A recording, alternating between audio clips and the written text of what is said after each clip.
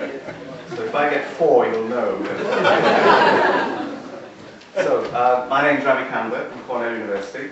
Thank you for inviting me, and it's a pleasure and an honor to be here to contribute to Robert's Festschrift and to make a few comments.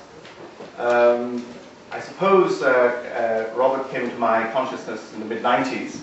Particularly, Whose Reality Counts was an eye-opener for me. I mean, once you've read it, you can't unread it, so to speak. And it coincided at the time with my own sort of thinking about the limitations of my own discipline. So I suppose it fitted together rather nicely.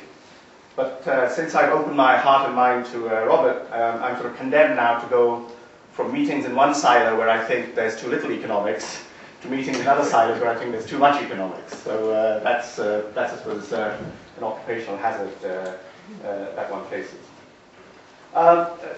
Robert's work has impacted in two or three ways in terms of my own work. Firstly, in terms of the Voices of the Poor exercise, which was mentioned and that Robert was involved with at the World Bank.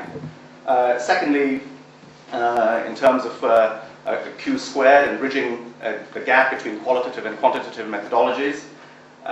We had a conference on that at Cornell, and actually we used a device which I would recommend to you, which is, we had the absolute world leaders on both sides, okay?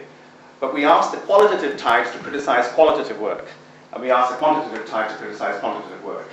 And I would suggest that you use that as a device rather than lobbing grenades in either direction.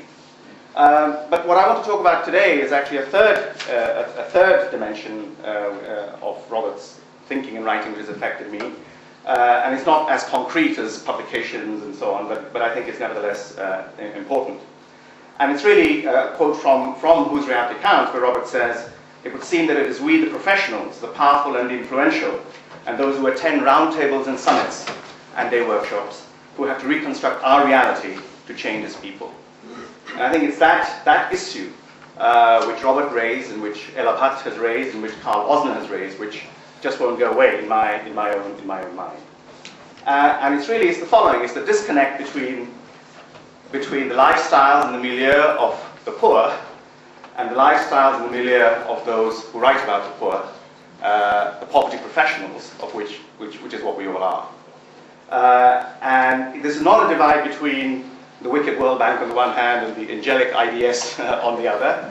There's not a divide between the foolish economists as seen by anthropologists and the soft anthropologists as seen by economists. It's not a divide between the PP bureaucrats on the one hand and the non-PP NGOs who harass them at international meetings and national meetings and so on. Actually, we're all part of the same community. The point is, we are all poverty professionals, and that means that we have more in common with each other than we do with the groups that we're analyzing. And it's that issue which Robert raised, which just won't go away. I don't know the answer to it, but I want to put it to you that we want to discuss this in a grouping, in a gathering such as this. Actually, my colleague Annelies Riles, who's an anthropologist at Cornell, who has actually analyzed, as an anthropologist, has analyzed the debates between NGOs and international agencies, etc., as an anthropologist. And she says, in her actually quite a well-known book, these professionals in a strong sense belong to the same community because they are bound by, quote, a certain aesthetic of information of which the world of NGOs, nation states, international institutions, and networks is only one instantiation. So I want us to consider that in the discussion. We're all part of that community. What to do about it? And I have some suggestions in the contribution to the volume. But another thing that I got from Robert and from Ella Bhatt and Carl Osner was the exercise of immersions, the exercise of exposure and dialogue, as Carl Osner calls it, exposure and dialogue program.